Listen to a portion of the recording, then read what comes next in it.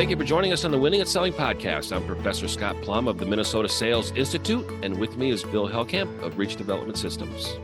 John Maxwell says, the key to your success is found in your daily routine. The highest paid and most successful salespeople have developed routines that get them focused on the most crucial tasks to drive their sales. You can change your level of success by developing better work habits. So pull out your day timer as Scott and I discuss work habits of top salespeople and other helpful ideas on episode 601 of the Winning at Selling podcast.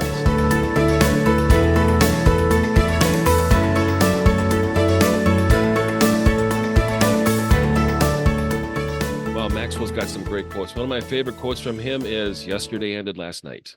And just think about all the regrets and all the things that we've done in the past that we want to forgive ourselves for. We just need to remember that yesterday ended last night.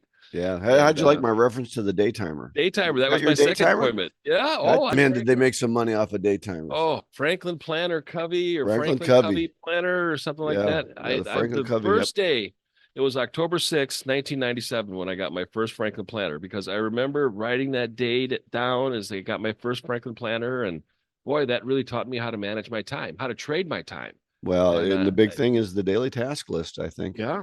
So, and prioritizing and ranking it. But we'll get onto that topic after we cover the books. We're doing the book, The Go-Giver by Bob Burg and John David Mann. We're covering chapters 10 and 11. And the chapter starts out kind of interesting. Pandor is asking Joe about applying the third law of success. And it occurred to Joe that Pandor had never really followed up on Joe doing the homework and checking in to making sure that he was fulfilling the condition. And for those of you that are playing along at home, the condition is that Joe has got to apply the law that he learns the same day that he learns it. What a great practice is the application of content, Bill. And as you know, when we do training, it's really important that the salespeople leave the room and start applying what we cover. And I think that's part of the condition that Pandor is making here. Do you agree with that? Well, I think so. And you know, that's why I often do my training a week at a time, so they have some time in between. Mm-hmm. But if it's too much time in between, they still don't do anything new until the day before your training goes to the next time anyway, because we start thinking about it again. But I think applying the lessons learned is the most crucial thing you can do. If you don't do something different, it was just a great idea that doesn't get implemented. Exactly. Yesterday is going to be the same as, or tomorrow's going to be the same as yesterday. Yep. And that's just so important is applying it. And that's where change begins. And then Pandor talks about, these lessons that Joe is learning are generally, great in business. They're also great in friendships, and they're also great in marriages, and they're also great in any relationship that you have, are these 5 principles. I can see the relevance of having these principles affect your daily behavior. And with the behavior, you're going to get the results that you want. Or if you don't apply the behavior, you're not going to get the results that you want. So one of the stories in this chapter is about Deborah Davenport, who talked about turning 42 and receiving 3 presents that day. Her best friend gave her a $100 gift certificate for JCPenney's because Deborah is not a slave to fashion, and she thinks JCPenney's is the cutting edge when it comes to the fashions relevant for today's society. When the stores were open. Yeah. And her children maybe an old book. Pooled the money together and bought an all-expense paid retreat to a spa in downtown. And her husband gave her the greatest surprise of all. He gave her a wake-up call of a lifetime when he walked out the door and never came home. Never came back. And looking at the study guide at the end of the chapter, this was one of the questions that the authors had is, what was so good? What was so great about Deborah's husband leaving? And then the rest of the chapter kind of explores that, about Deborah taking on a career in real estate. And she went to a seminar and learned 100 different closes. I read all those closes, Bill. I only know about 2% of them. There's some of them I've never ever heard of. She probably read Tom Hopkins then, because he loves to close early, close often, close many times, close them, ABC. Zig Ziglar too. 101 ways to close a sale. But as she found out, after a year of taking that workshop or that seminar, and she applied all these closes, nothing ever changed. Her results never changed. They never got any better. And I think one of the stories was somebody asked a question in the group, says, what happens when you need money? And the speaker said, if you need money, add value. And then the ask another question. What happens if you need a lot of money? Well, then add a lot of value. And then what happens if you need a lot of money fast? Well, add a lot of value fast. And that's reinforcing the first law, which is, the law of value is always contribute more than you get paid for. Mm-hmm. And I just really love that law, and I love applying it. And when you do any of these laws, you really build a reputation within your network. And then surprisingly, she got it to a year, was not successful, somewhat defeated in selling real estate. And she gets a call from a prospect, and she says, what the hell? Why don't I just go and take them out and show them some houses? Well, sure enough, they bought one.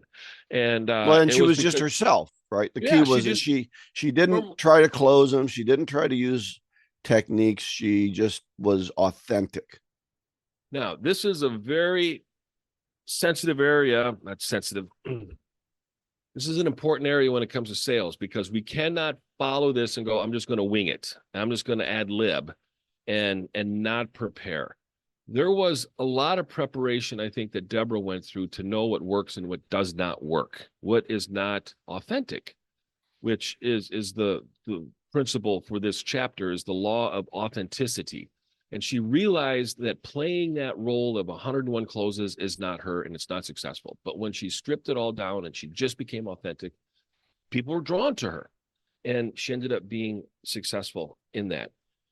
And then later in the chapter, now we start connecting these people, Bill, and you mentioned this earlier in the book, where it's like, this is italicized and everything's going to come together. And then in the latter part of this chapter, we find out that Deborah is the woman who sold Ernesto his restaurant. And this is, I think, the first link from the past. Well, she sold Ernesto's wife the house. Oh, that was Ernesto's. That's where she developed the relationship, yeah. right? And then she met Ernesto, and she met Pindar, and she met all these people. And that's the problem I have with the book. Oh, because what it comes down to, if you really think about it and you dig one level deep, it's who you know. And she got lucky, and she sold the house to somebody who was part of this conglomerate group, and they liked her, and they brought her into the group. And then she started selling real estate to Ernesto and yada, yada, yada. Right. So I really like this book, but I always have a problem when everything comes together and nothing that really any of us did made an effect except somebody gave us a bone. Well, yeah. Right. And the reason that Deborah made it was because somebody brought her into the group and liked her. Now, her authenticity helped. Adding value helped. But many of us have worked our butts off for 20 years and haven't been brought into the big hitter group. Yeah. And if Ernesto, the guys liked him and they brought him into the big hitter group, and he became part of the inner circle. And so I think what we have to remember is these stratospheric success sometimes means you have to have a lucky break once in a while and do something with it, right? So the value, Deborah did something with it when she had the opportunity, and she was her real self, and she brought value, and she exhibited the stratospheric parts of success, laws of success. But at the same time, she also had a lucky break. Right. I would consider our relationship, Scott, a lucky break for me. Well, right. So you and I have developed a working relationship built through this podcast, and we're enjoying ourselves. And that, for me, that's reinvigorated me later in my career. Well, but I think that you have to make something of those when those opportunities come, but they don't always come for everybody. Well, that's true. So anyway, I'm off on a rant. I do like the book, and I think that the laws are true. But I think there's some truth to your position on that. And one is, it's like being invited in to meet with a prospect. Okay, you get invited in, you get the opportunity to have a conversation with somebody who could add to your livelihood, could add to a friendship in the future, could end up being a future colleague. So you get that opportunity, and you deliver on the expectations of that opportunity, just like meeting somebody. And then there's a standard that person has, or that you have, that you live up to. So in some cases, I think two people working together creates a higher standard because it creates a higher accountability for Yep. each party. And with that, you're able to deliver better results because you follow a different system and you have higher standards. And the higher standards are the group of people that, are part of this book. One of my favorite quotes is from Charlie Tremendous Jones, and that is that you'll be the same person you are 5 years from now, with the exception of the people that you meet in the books that you read. Right. So when you surround yourself with great people, you live to a higher standard. And with that, you feel like you have a greater value, a greater purpose, greater meaning, and you go out and you demonstrate that in your actions and in your behavior. I've got a good friend that I visit in Denver, Colleen, and every time I come home after spending a 4-day weekend with her, I feel smarter. And I feel like I'm hanging around somebody that's a higher performer. And it's very rewarding for me to be able to share time with her because she does have very high standards, and I have a tremendous amount of respect for And her. maybe that's number 5, right? Maybe surround yourself with high quality people. I don't know what it is, but to me, you're talking about another stratospheric law of success, and that is who you place yourself around is going to factor into your success. If you hang around with bums, you're going to be a bum. If you hang around with drunks, we told our kids this, right? But we don't always hold that advice ourselves. And again, and I like what you said, I've been a solopreneur for 30 years, but you're absolutely right. The fact that you and I are doing work together now is holding me to a different standard. I get work done faster. I get it done, I think, better because I know you're going to look over it and then you can improve it. And then I improve it. And those things happen together. So surrounding yourself, getting into a good organization, if you get into an organization and they're sloppy and messy and they cheat and your sales manager says, cut a corner here, get the heck out. Right. Because you're going to become just like those people. You're not going to change the organization. The organization is going to change you. The culture is going to change you. Wow. Yeah. So get yourself into a culture that matches who you are and helps and even pushes you beyond who you are. Yeah. At Christmas time, I've got 20 nieces and nephews. I have a large family, and that's why we have so many listeners. And one of the things that I said to my nephew, George, as he's looking at high schools, I said, George, of your group of friends, are you the smartest one in your group? And he goes, yeah. I go, you need to pick better friends. Right. You need to pick people that are going to play at a higher standard, a higher level than you are, and going to bring you up to where you need to be. I remember when my 2 younger sisters were around 6th grade, 8th grade, and I was driving them to school and taking them to soccer practice and giving them these lessons. And I said, girls, you're at a point in your life right now where you can decide if you want to be a leader or you want to be a follower. Right now, today, the people that you hang around you're going to be a leader or you're going to be a follower. I really encourage you, and I believe in you, to be a leader in your group, and you're going to take people to a higher standard, a higher level. Otherwise, you're surrendering to somebody else and where they're going to take you, and you don't know where they're going to take you. So be in charge of your life and take other people with you. What's the saying? If you want to go fast, go alone. If you want to go far, go together. And it's just one of those opportunities that you got to get outside of your comfort zone. George is going to have to leave behind his friends in some cases and go to a better high school so that he meets better kids that he's going to high school with. And he's going to be a better person when he graduates from there because of the people that he hangs around. Some would call it the law of association. Yes. You are going to be affected by those you associate yourself with. And your thinking is going to be better or worse, and your actions are going to be better or worse following your thinking. So I think from this book, then, if you're authentic, if you're who you are, and then you find people who like that authenticity, then you don't have to fake it. Right. Then you can be part of that group much quicker. And because they recognize your authenticity and they like who you are. And so they're more likely to bring you into that group. And I think that's really important for all of us to hold yourself to a high standard. And then you're going to find yourself wanting to be in and wanting to be welcomed into a higher group. Right. And then other people are going to want to be associated with you of a higher standard because you're playing you're bringing something to them. Yeah, exactly. Right. The group wants you to bring something to it, not just be the lowest person on the ladder trying to suck up what they've got. What are you bringing? Yeah, and in some cases, if our listeners are subscribing to this, is sometimes in some cases you're going to have to drop some of your friends behind. You might not have to return their call or return their email or their text message You can be because you know nice what to them, you've outgrown them. Yeah, of course, of course. but you moved Um, on. you've cut them loose, and maybe they want to catch up with you later, and that's great too. You always welcome them back, but sometimes you need to cut people loose that are not really contributing to the future and the person that you want to be. Hmm. And really think about who are you being while you're doing what you're doing. And when you do that, then your behavior is going to represent your intentions. People judge us by our behaviors. We judge ourselves by our intentions. But when they locked together, then I think you're really being authentic. Yeah, let me tell a quick story on this Yeah. because it can be family too. So Right. my father-in-law worked for Caterpillar Tractor for 40 years. He was a company man. My dad worked for the Air Force for 30 years.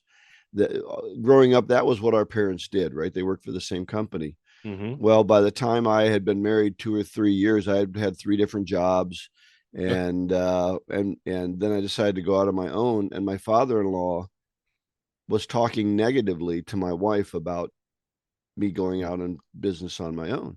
Mm-hmm. And I said, Jack, I love you, but if you want to see your family, if you want to see Mm-hmm. us, you better stop talking negatively about what I'm trying to do, Mm-hmm. because I'm not going to have you damaging the work that I'm trying to do. I had to lay down the law to my Yeah. father-in-law, and he said, Wow. oh, I didn't even think about that.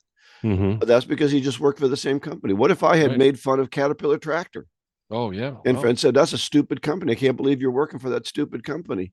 How would Mm. he feel? But Oh, personally offended. yeah, you've got to think about how you're talking to people, and whether you're supporting them or whether you're trying to destroy them. So, well, good Right. book. We got number 5 coming up, Last Law. Yeah. Yeah. Yeah. We'll wrap it up, and then we've got another one on deck. Yes, why don't you mention the next book? The Psychology of Money. I By think some of Morgan you, Housel.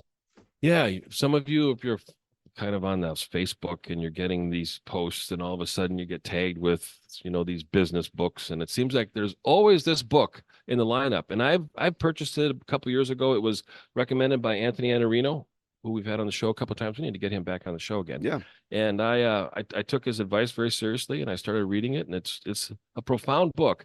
The relationship with money is profound when it comes to salespeople, because that is the currency of our trade, is the dollar bill. And we need to become very friendly and acquainted with money and how it is used in a conversation and in a relationship through a transaction. So our second topic, our main topic today, is work habits of top salespeople. I've got about 5 of them here. I want to go over and get Scott's opinion on Mm-hmm. these, but I think work habits are going to make or break you.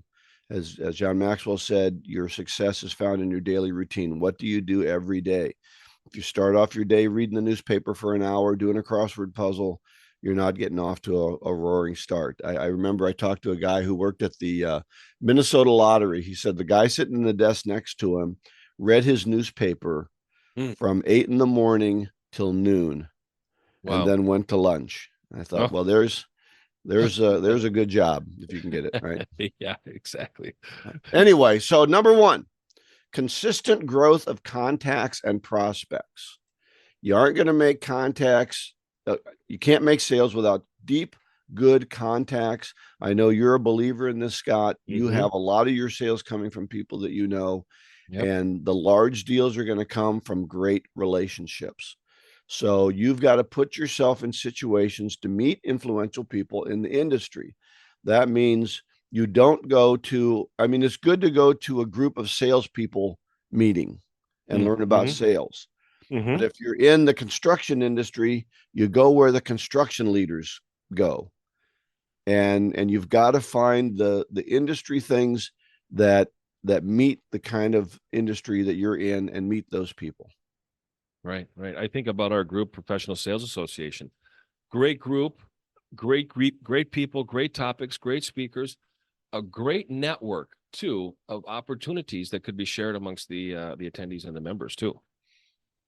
Yeah, I think you get good ideas from it, but in what, 6 years of running the business, that business or that association, and 5 years of being in it before that, I don't think I can point to a sale that I've made because of it. No, me either. Me either. right? But Because these are people that are trying to do the same thing I'm trying to do, or they're selling Mhm. different things. And again, great relationships, great people, great ideas. I need to be in there, but I'm not meeting the industry people that I need to meet. Right, right. So, so consistent growth of contacts and prospects. Number two, they're always working on their sales funnel. That means they don't have a sales funnel full of dead wood that's been there for 2 years that they sent information to 2 years ago, Mhm. and that guy's going to get back to them, right? Right. It's not full of people who are thinking about it. It's full of things that are actively moving in, advancing through the steps of the selling cycle, whatever those steps are for you. So they identify somebody and they know what the steps in the path are. And they're each day, week, whatever, they're taking that individual, that prospect, and trying to move them into the next step in their sales cycle. And they know what the real deals are, and they're not fooling themselves. I think the biggest challenge with a cruddy sales funnel is you think you have prospects and you got, it says $1.2 million of potential sales in your sales funnel, of which $20 is actually real. Yeah. So your sales funnel has got to be full of real deals. Get out the stuff that is dead, put them over to marketing where they can send them some information every once in a while. And if they resuscitate themselves, that's fine. I believe in the saying, it's easier to give birth than to raise the dead. If you've Mhm. got a dead customer, they're not going to come to life because you called them and checked in again. Touch base, yeah. There you go. If you're opening up your conversation with them, following up on the facts that I sent you, that is not a good lead. But you brought it up earlier, and this I think is the most important of a sales funnel is the opening of a sales funnel. Only let qualified leads go to the next step. Talk to them, qualify them, and then disqualify them if they don't meet the criteria that you have of a qualified prospect. And know that timing is everything. Hopefully you stay in touch. You have a drip campaign and they'll come back later when there's a little bit more urgency. Yeah, when I was in working for a national training organization, there was a woman in our office, and she was pretty successful. But people would call and ask her for information. She had a bundle about 2 inches high Oh, of stuff she would send him, and I'm like, Barb, they're never going to look through that stuff. She goes, yeah, but right. it's impressive. It's like, oh my gosh. It also costs us $20 between Right. printing and mailing to send Mm. that. So, all right, number two is work your sales funnel. Number three, they discover needs and craft solutions. And here's my broken record. This needs discovery. You've Hmm. got to find out what their problem is before you try and sell them. And even if they said, hey, I want to buy X, that doesn't mean that's all they want to buy. That's probably one piece of the solution. So you need to go in there and have a conversation. Quit taking the easy sale. Use the easy sale as your entree to have a good conversation with them about needs and issues and problems, and then you can build a comprehensive and compelling solution from Mm. I think that's what the prospect thinks they need. They're very familiar with the problem. They're not as familiar with the solutions. You, as a salesperson, are more qualified to discuss solutions, but you have to be able to understand more about the problem that they have because they may have misprescribed the solution they think they need. If you, as a salesperson, don't take control of that conversation, it's possible that you could be selling them something that's not going to meet the need that they're looking for because they made the decision of the criteria of what the solution should look like, not you as a salesperson. it. This Right. requires leadership and being assertive to take control of the conversation. Absolutely. And even if it's the right thing for them, it may Mm-hmm. only be part of the total solution. Bingo. Right. So if you serve, let's say that you're a channel sales company and you have 1,000 products and they want one of those. Well, that Mm, doesn't mean they don't need 100 other ones. If you don't have the right. conversation, they won't know. So lots of good to the conversation. All right, number four. So that's discovering needs, crafting solutions. And I'll tell you, it's so important to craft a good solution. Mm-hmm. That's where I make the sales. When I come back with a proposal of some kind of solution and we have a good conversation about it. Oh, and by the way, that good solution, you don't throw it over the wall and email it to them. Right. You Right. take it back in and you have the good conversation again about it. And then they make changes to it and then they own it. All right. Mm-hmm. Number four, maximize the use of their time. I tell you, that's the only real resource we have. It's totally finite. Everyone has the same amount. And Scott, you've seen it. There's people out there that can get so much out of a week, and there's Right. people who get nothing out of a week. Map out your week, consolidate your appointments by the travel areas. Don't get in the star pattern where you're up in one part of the city or another state, and then you got to go all the way the next day to another state. Use prioritized task lists. We talked about that with the daily planner. Focus on your key opportunities. Get the most out of your time. It's the only thing that you have. You've got to use and blocking time. That's the other thing. If you've got things, to prepare a proposal, do phone calls, you've got to take some parts of your day and say, okay, this 1 hour, 2 hour block, this is where I'm going to do that other work, and I'm not going to let things interfere. Turn the dinger off on your message system so that you don't get distracted by a dinger on your phone that says, oh, look at me, and then it breaks your concentration. Right. This is where I've kind of fall down. I push a lot of stuff to the weekend, and I probably spend 4 to 6 hours on Saturday in the office doing stuff. If I were to time block within the week, and I've done this before, I would not work on the weekends. And when summer comes along in Minnesota, I just say, I am not working on the weekends. I am getting all my stuff done during the week. Then I got a time blocking. I got to get stuff done during Monday through Friday. Be as efficient as you are when you're leaving Monday for vacation. Yeah. Yes. And you've got all this stuff that has to be done before you leave. Man, do we get efficient. Right. We really do. So do that every week. Pretend every week that that's your last, and next week has got to take care of itself because I'm not going to be here, and get everything done. And then you can start to grow on it. I think one of the problems, Scott, is people aren't willing to do the next thing. They're not willing to be creative. I see this with a lot of young people. Well, I do my job really well. Yeah, but what are you doing to build the company? What new ideas are you coming up with? What interesting things are you planning? What are you, for me, what's my next product that I'm trying to think out and work on to be able to sell? So you always have to be able to grow your business that way. All right. So that's number 4. That's maximize the use of your time. And number 5, the final one I have, always learning and growing. Thoughtful, planned, thorough, continuous improvement.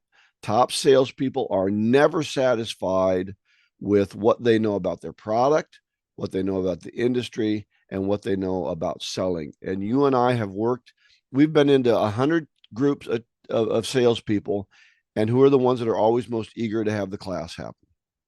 The ones that are seasoned, the ones that are the good ones, the top of the leaderboard.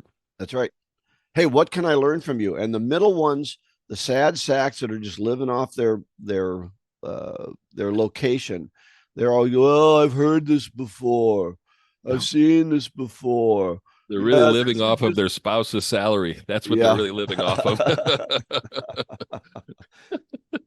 You have a recent example of that, but I won't. Well, no, but I've seen it in the past. Oh, that's funny. Yeah. So always be working on yourself and your industry expertise. You're looking to be a leader. You're not just looking to be a sales hack who goes out, closes deals. I mean, that's the Glenn Ross. Let's close the deal. Those people weren't leaders. That guy wasn't a leader. No. He was just mean. He was. Right. He was just mean. And mean people get some things done sometimes, but they don't build any loyalty, and they don't build customer loyalty. Those people weren't trying to build long-term customers. They're trying to take advantage of people as quickly as they could. And for most of us, that's not sales. That's fraud. Great list, Bill. So always be learning and growing. That's number 5. Yeah. And just to break that routine, get outside of your comfort zone and create a better routine, create a greater routine that's going to be able to give you the greater results. So great topic. All right. Super. Moving on to our golden nugget today. I think many people have probably heard this before, but I think it goes along well with being authentic. Ironically, being authentic and the thing about Glenn Ross, what a contradiction there. Here's a quote by Einstein. Well done is better than well said. And I think when you follow through on your promises, and I think most of us as salespeople sell a service is a promise, and well done is better than well said. What you do speaks so loud, I can't hear what you're saying. Yes, that's so true. So what you do and what you don't do speaks loudly. So great quote.